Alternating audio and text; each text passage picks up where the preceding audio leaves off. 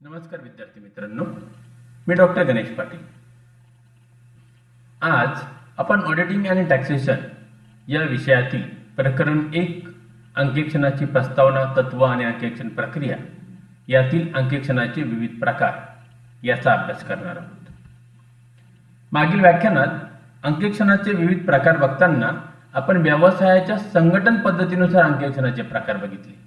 यात कायद्यानुसार केलेले अंकेक्षण किंवा नियामक अंकेक्षण, स्टॅच्युटरी ऑडिट हे आपण बघितलं। यात कंपनीचे अंकेक्षण, विश्वस्त संस्थांच्या हिशोब पुस्तकाचे अंकेक्षण, सहकारी संस्था, बँका इत्यादींचे अंकेक्षण याचा अभ्यास केला। त्यानंतर आपण खाजगी अंकेक्षण म्हणजेच प्रायव्हेट ऑडिट हे पण बघितलं। सरकारी अंकेक्षण, गव्हर्नमेंट ऑडिट हे पण आपण बघितलं आणि अंतर्गत अंकेक्षण, इंटरनल ऑडिट हे पण आपण बघितलं। विद्यार्थी मित्रांनो, आज आपण अंकेक्षणाच्या विविध प्रकारामधील कामाच्या स्वरूपानुसार व व्यवसाय संघटनेच्या गरजेनुसार अंकेक्षणाचे प्रकार याचा अभ्यास आपण करणार आहोत। यात नंबर 1 संपूर्ण अंकेक्षण, कंप्लीट ऑडिट। संपूर्ण अंकेक्षकाला परिपूर्ण अंकेक्षण असेही संबोधले जाते। परिपूर्ण अंकेक्षणामध्ये हिशोब पुस्तकातील सर्वच व्यवहारांचे पूर्ण परीक्षण केले जाते। अंकेक्षण हा संबंधित व्यवसाय संस्थेच्या प्रत्येक व्यवहाराचे, प्रत्येक खात्यातील बेरजांचे, शिल्लकीचे, प्रत्यक्ष पुस्तकाचे अंकेक्षण या प्रकारामध्ये करीत असतो व असे अंकेक्षण एकदा सुरू केले की कोणताही कालावधी मध्यंतरात न जाऊ देता पूर्ण केले जाते। त्यामुळे कोणताही व्यवहार अंकेक्षणातून सुटण्याची शक्यता नसते। ज्या व्यवसाय किंवा उद्योग संस्थांच्या कामाचा व्याप मर्यादित असेल किंवा ज्या संस्थेत पूर्वी जमा खर्चाचे, हिशोबांचे अंकेक्षण झालेलेच नसेल, अशा संस्थांच्या बाबतीत संपूर्ण किंवा परिपूर्ण अंकेक्षणाचा प्रकार जास्त उपयुक्त ठरतो। नंबर 2 अंशतः अंकेक्षण, पार्शियल ऑडिट।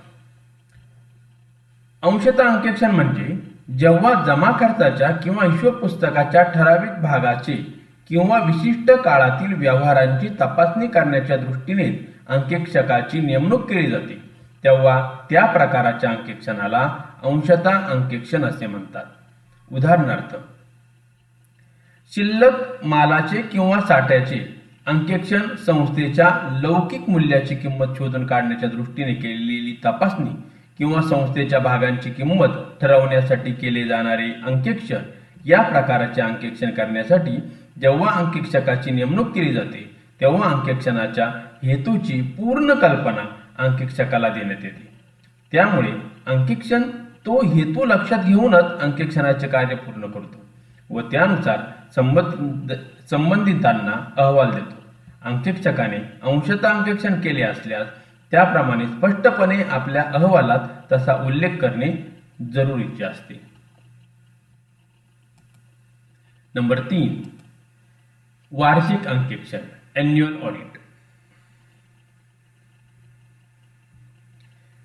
सोप्या भाषेत वार्षिक अंकेक्षण म्हणजे हिशोब वर्षाच्या शेवटी करण्यात येणाऱ्या अंकेक्षण अथवा हिशोब तपासणी होय।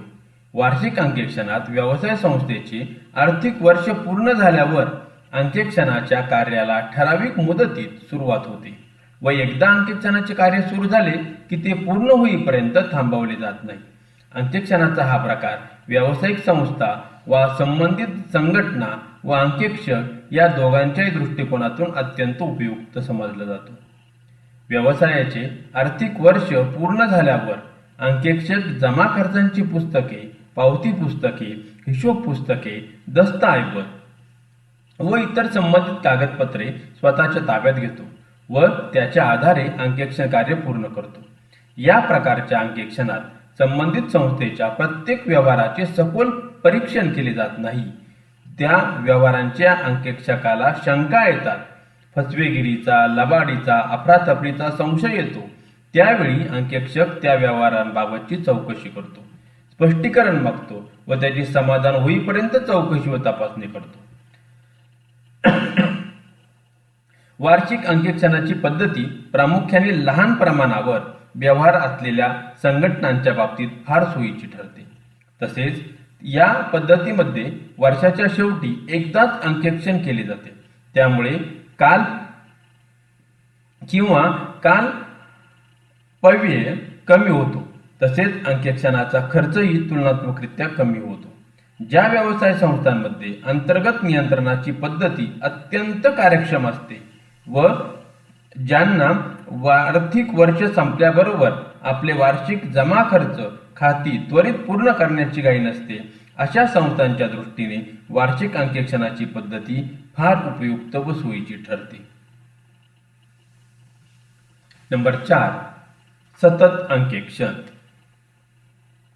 सतत अंकेक्षण, कंटिन्युअस ऑडिट. सतत अंकेक्षणाला अखंड किंवा अखंडित अंकेक्षण असेही म्हणतात. ज्या अंकेक्षण पद्धतीत अंकेक्षक किंवा त्याचे सहाय्यक अथवा कर्मचारी एखाद्या व्यवसायाशी किंवा संस्थेशी हिशोब पुस्तके, जमा खर्च इत्यादी तपासणीसाठी वारंवार म्हणजे सतत किंवा ठराविक कालांतराने येतात व अशा रीतीने संपूर्ण वर्षभर अंकेक्षणाचे कार्य सातत्याने चालू राहते, तेव्हा अशा अंकेक्षण पद्धतीला सतत किंवा अखंड अंकेक्षण असे म्हणतात. सतत अंकेक्षण पद्धतीत अंकेक्षकाचे कर्मचारी सतत वर्षभर जमा खर्चांची तपासणी किंवा अंकेक्षण करीत असतात किंवा ते संपूर्ण वर्षाच्या कालावधीत थोड्या काळानंतर किंवा विशिष्ट कालावधीनंतर कार्यालयात जाऊन अंकेक्षणाचे कार्य करीत असतात. सतत अंकेक्षण पद्धती या नावाप्रमाणेच अंकेक्षणाचे काम वर्षभर सातत्याने चालू असते. त्यासाठी अंकेक्षण किंवा त्याचे सहाय्यक अथवा कर्मचारी वर्षभरात ठराविक कालावधीनंतर येऊन अंकेक्षणाचे काम करतात. बऱ्याच वेळा अंकेक्षक अचानकपणे संबंधित व्यवसाय संस्थेच्या कार्यालयात जाऊन अंकेक्षण करतो. या पद्धतीत अंकेक्षणाचे कार्य जरी वर्षभर चालत असले तरी अंकेक्षक आपला अहवाल मात्र वर्षाच्या अखेरीस संबंधितांना सादर करतो. नंबर 5, मध्यावधी अंकेक्षण, इंटेरियम ऑडिट. मध्यावधी अंकेक्षणाला हंगामी अंकेक्षण असेही म्हणतात. जेव्हा 2 वार्षिक अंकेक्षणाच्या मध्यंतरीच्या कालावधीत काही विशिष्ट हेतूने जे अंकेक्षण केले जाते त्याला मध्यावधी अंकेक्षण असे म्हणतात. असे अंकेक्षण करण्याचे अनेक हेतू असू शकतात. महत्वाचा हेतू म्हणजे जेव्हा संचालक मंडळाला वर्षाच्या मध्यंतरातच लाभांश जाहीर करायचा असतो तेव्हा मध्यावधी अंकेक्षण करणे योग्य ठरते. बऱ्याच वेळेला नवीन भागीदार संस्थेत घ्यावयाचा असतो किंवा एखादा भागीदार निवृत्त होतो तेव्हा नफा तोटा पत्रक तयार करण्याची आवश्यकता भासते, ताळेबंद तयार करण्याची जरुरी असते. अशा वेळेस मध्यावधी अंकेक्षण केले जाते. मध्यावधी अंकेक्षणामुळे नफा तोटा पत्रक, ताळेबंद इत्यादी पत्रके त्वरित तयार करणे सुलभ जाते, कारण अंकेक्षणाचे बरेचसे काम मध्यावधीच्या अंकेक्षणातच पूर्ण झालेले असते. मध्यावधी अंकेक्षणामुळे चुका, अनियमितता, अफरातफरीचे प्रकार लवकर उघडकीस येतात. आर्थिक वर्ष पूर्ण होण्यापूर्वीच अनेक खात्यांच्या व्यवहारांचा जमा खर्चांचे अंकेक्षण केले जाते. असल्यामुळे हिशोब खात्यातील कर्मचाऱ्यांवर एक प्रकारचा दबाव निर्माण होतो व जमा खर्च खाती, हिशोब इत्यादी वेळेवर लिहून पूर्ण केले जातात. वर्षाच्या मध्यंतरीत अंकेक्षण केले जात असल्यामुळे त्यावेळीची व्यवसायाची आर्थिक परिस्थिती लक्षात येते व त्यानुसार योग्य अशा धोरणांचा अवलंब करणे सहज शक्य होते. नंबर 6, रोख खात्याचे अंकेक्षण, ऑडिट ऑफ कॅश अकाउंट. या अंकेक्षणाच्या प्रकाराला रोख व्यवहारांचे अंकेक्षण किंवा कॅश ऑडिट असेही म्हणतात. जेव्हा एखादी व्यवसाय संस्था विशिष्ट कालावधीत झालेल्या रोख व्यवहारांची किंवा रोख विभागाच्या खात्यांची तपासणी करण्याच्या उद्देशाने अंकेक्षकाची नियुक्ती करून अंकेक्षण करते तेव्हा त्याला रोख खात्याचे अंकेक्षण असे म्हणतात. असे अंकेक्षण विविध पावत्या, अधिकृत कागदपत्रे, रोख पुस्तकातील जमा व नावे या बाजूंनी नोंदवलेले व्यवहार इत्यादींची योग्य प्रकारे तपासणी करून करण्यात येते. या अंकेक्षणाचा प्रमुख हेतू लबाडी अफरातफर झालेली असल्यास उघडकीस आणणे व त्या प्रकारचे व्यवहार होऊ न देण्याची खबरदारी घेणे हा असतो. रोख खात्याच्या अंकेक्षणाचा संबंधित कर्मचाऱ्यावर नैतिक प्रभाव पडतो व ते अफरातफर लबाडी करण्यास धजत नाहीत. नंबर 7, ताळेबंदाचे अंकेक्षण, बॅलन्स शीट ऑडिट. ताळेबंदाचे अंकेक्षण ही अंकेक्षण शास्त्रातील अगदी अलीकडीलच प्रगती असून ताळेबंदाच्या अंकेक्षणाची कल्पना प्रथम अमेरिकेमध्ये उदयास आली. ताळेबंदाच्या अंकेक्षण पद्धतीत ताळेबंदातील विविध बाबींचा, उदाहरणार्थ मालमत्ता म्हणजेच बॅलन्स शीट, देणी, संचित रकमा इत्यादींची विचार करून त्याचीच तपासणी केली जाते. म्हणून ताळेबंदाच्या अंकेक्षणाचे स्वरूप हे ताळेबंदातील विविध मालमत्ता, देणी, संचित रकमा इत्यादी बाबींच्या सत्यापनाचे व मूल्यमापनाचे कार्य असते. ताळेबंदाच्या अंकेक्षणामध्ये केवळ ताळेबंदातील विविध बाबींचे परीक्षण केले जात असल्यामुळे त्या अंकेक्षणाचे स्वरूप परिपूर्ण अंकेक्षण असे नसते, तर अंशतः अंकेक्षण असे असते. ज्या व्यवसाय उद्योग संस्थांमध्ये अंतर्गत नियंत्रण हे अत्यंत प्रभावी असून कार्यक्षमतेने राबवले जाते, अशा संस्थांमध्ये ताळेबंदाच्या अंकेक्षण पद्धतीचा स्वीकार केल्यास उपयुक्त ठरते. भारतामध्ये ताळेबंदाचे अंकेक्षण व वार्षिक अंकेक्षण यामध्ये फरक केला जात नाही. नंबर 8, विस्तृत अंकेक्षण, डिटेल ऑडिट. आपण परिपूर्ण अंकेक्षण किंवा संपूर्ण अंकेक्षणाचा अभ्यास यापूर्वीच केलेला आहे. संपूर्ण अंकेक्षण व विस्तृत अंकेक्षण यामध्ये फरक आहे.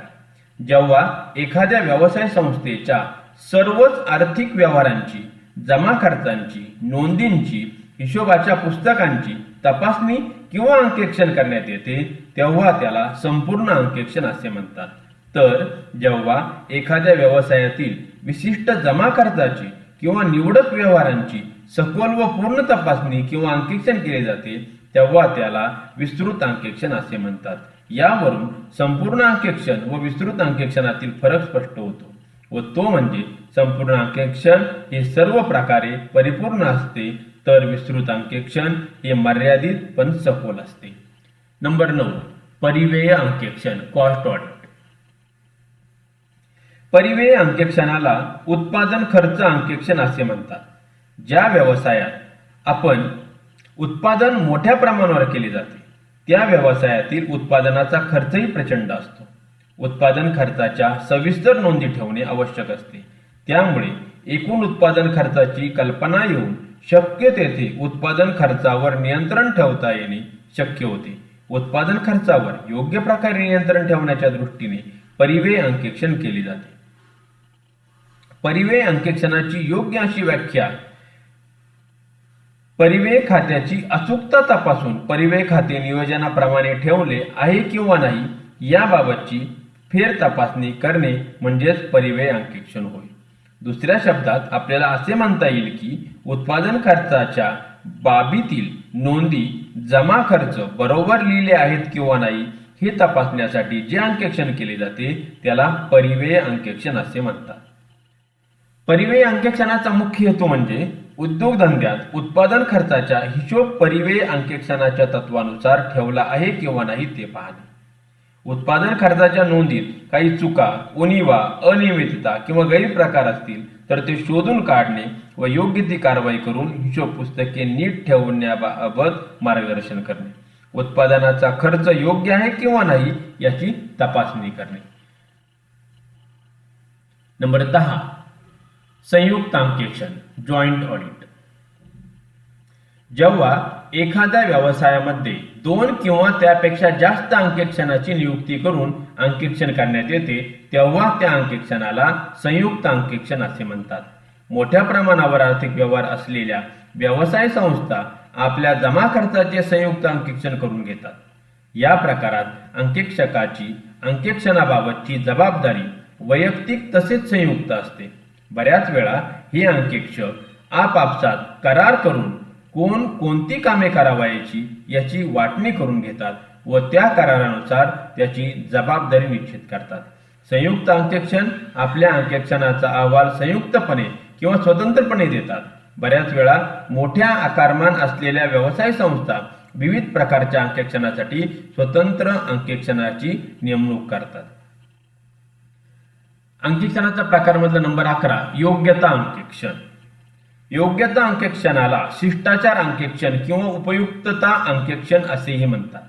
योग्यता अंकेक्षण ही अगदी नवीन संकल्पना असून ती सरकारी संस्था किंवा सार्वजनिक उपक्रमांच्या अंकेक्षणाच्या संदर्भात वापरली जाते. योग्यता अंकेक्षणामध्ये सार्वजनिक हिताच्या दृष्टीने निर्णय घेऊन जमा खर्च हिशोब पुस्तके ठेवण्यात आलेली आहेत की नाही याबाबतची तपासणी केली जाते आणि करण्यात आलेली कृती व घेतलेले निर्णय सार्वजनिक हिताच्या दृष्टीने योग्य आहेत याबाबतचे केलेले अंकेक्षण म्हणजेच योग्यता किंवा शिष्टाचार अंकेक्षण होय. नंबर 12 खास अंकेक्षण स्पेशल ऑडिट. खास अंकेक्षणाला विशेष अंकेक्षण किंवा विवक्षित अंकेक्षण असेही म्हणतात. एखाद्या व्यवसाय संस्थेचे व्यवहार योग्य नसतील तर कंपनी कायद्यानुसार केंद्र सरकार अशा संस्थेचे खास अंकेक्षण करण्याचा आदेश देते. अशा प्रकारे खास अंकेक्षण पुढील प्रसंगी करण्याचे आदेश केंद्र सरकार देते. ते म्हणजे नंबर 1 एखाद्या व्यवसाय संस्थेची किंवा कंपनीची आर्थिक परिस्थिती अस्थिर झालेली असून त्याचे विपरीत परिणाम सामाजिक दृष्ट्या होणार असतील तर खास अंकेक्षण करण्याचा आदेश दिला जातो. आणि नंबर 2 व्यवसाय संस्थेचा कारभार उद्योगाच्या देशाच्या अर्थव्यवस्थेच्या दृष्टीने घातक ठरणार असल्यास किंवा कंपनीचे कामकाज योग्य तत्वानुसार पार पाडले जात नसल्यास खास अंकेक्षण करण्याचा आदेश केंद्र सरकार देऊ शकते. केंद्र सरकार खास अंकेक्षण करण्यासाठी योग्यता प्राप्त अंकेक्षकाची नेमणूक करते व अंकेक्षणाचे काम झाल्यावर तो अंकेक्षक केंद्र सरकारला योग्य तो अहवाल सादर करतो. थोडक्यात असे म्हणता येईल की अंकेक्षणाची सुरुवात फार पूर्वी झालेली आहे, परंतु अंकेक्षणाचे महत्त्व मात्र औद्योगिक क्रांतीमुळे झालेल्या औद्योगिक विकासामुळे वाढत गेले. आज सर्वच व्यवसाय संस्था आपल्या आर्थिक व्यवहारांचे नोंदींचे जमा खर्चाचे अंकेक्षण करून घेत असताना दिसून येतात. आणि शेवटचा प्रकार नंबर 13 कर अंकेक्षण टॅक्स ऑडिट. कर अंकेक्षण म्हणजे अचूक कर देय उत्पन्न काढण्यासाठी आर्थिक हिशोबांची मान्यता प्राप्त लेखापालाने केलेले परीक्षण होय. तसेच आयकर कायद्याची पूर्तता करून कायद्याप्रमाणे आवश्यक त्या कपाती डिडक्शन क्लेम करण्यासाठी केलेली अटींची पूर्तता होय. कर अंकेक्षण म्हणजे आयकर कायद्याच्या कलम 44A(b) अनुसार अंकेक्षण करावयाची व्यक्ती म्हणजे अशी व्यक्ती की जिचे वार्षिक उत्पन्न अथवा उलाढा टर्नओव्हर 1 कोटी रुपयापेक्षा अधिक आहे अशी व्यक्ती. अशा व्यक्तीने आपले हिशोब अचूक ठेवून ते मान्यता प्राप्त अंकेक्षकाकडून म्हणजे चार्टर्ड अकाउंटकडून तपासून घेऊन त्याचे सर्टिफिकेट प्राप्त करणे म्हणजेच कर अंकेक्षण होय. कर अंकेक्षण अर्थविधेयक 1984च्या कलम 11 अनुसार प्रस्थापित करण्यात आले व नंतर त्याचे रूपांतर आयकर कायद्याच्या कलम 44A(b) मध्ये करण्यात येऊन कर अंकेक्षणाची अंमलबजावणी कर निर्धारण वर्ष 1985-86 पासून करण्यात आली. या कालानुसार जी व्यक्ती व्यवसाय करते व जिचे वार्षिक उलाढाल अथवा सकल प्राप्ती गत वर्षात रुपये 1 कोटीपेक्षा जास्त आहे अशा व्यक्तींना कर अंकेक्षण करून घेणे अनिवार्य करण्यात आले. असे अंकेक्षण मान्यता प्राप्त चार्टर्ड अकाउंटंटकडून करून घेऊन निश्चित तारखेच्या आत अंकेक्षक अहवाल सादर करणे कायद्याने बंधनकारक करण्यात आले.